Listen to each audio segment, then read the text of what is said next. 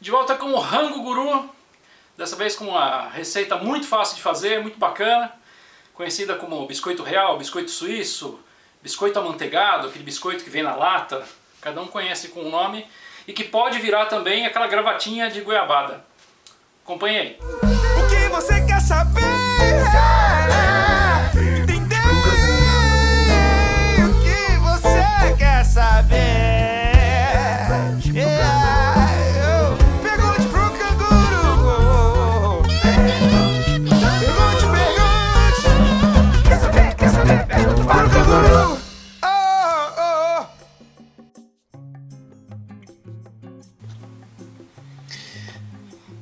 Uma receita simples com poucos ingredientes, são 7 na verdade. Você vai usar a manteiga em temperatura ambiente, não precisa ser a ghee, mas pode ser também. Como já foi explicado aqui no canal, é bem simples de reduzir a manteiga para remover a lactose. 400 gramas de farinha de trigo, essa receita não leva fermento, portanto a farinha não precisa ter fermento. 2 colheres de essência de baunilha, 150 gramas de açúcar cristal preferencialmente, não usar o refinado, uma pitada pequena de sal, um ovo em temperatura ambiente, se for o caipira melhor, e de uma laranja você extrai então o suco, vai dar mais ou menos 4 colheres de sopa, e raspas de laranja para dar sabor na massa. O processo da massa pode ser manual, você pode estar utilizando também algum maquinário que você prefira. Se você não quiser ou não puder fazer força, você pode usar um batedor de massa de uma batedeira ou de uma panificadora. Importante que a massa fique bem homogênea, ela vai ficar com uma textura de massa podre extremamente amanteigada, extremamente oleosa. E aí na hora de abrir você pode utilizar um pouco de farinha de trigo, abrir com um rolo, e aí fica a sua preferência o desenho, né, da modelagem, inclusive a altura da massa. Eu recomendo que você não deixe a massa muito fina para não ficar muito dura depois de assar e nem grossa demais.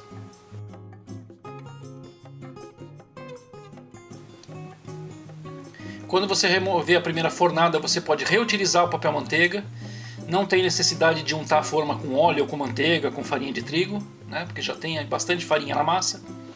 E outra opção, se você não tiver os recortes de massa, você pode usar um copo. Fica bem simples e o biscoito fica com uma aparência bacana também. A massa tem mais ou menos 850 gramas. Vai ao forno por cerca de 20 minutos.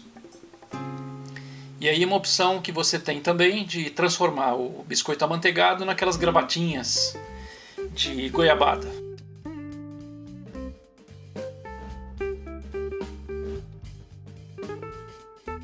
O processo é o mesmo, vai abrir a massa, fazer o recorte.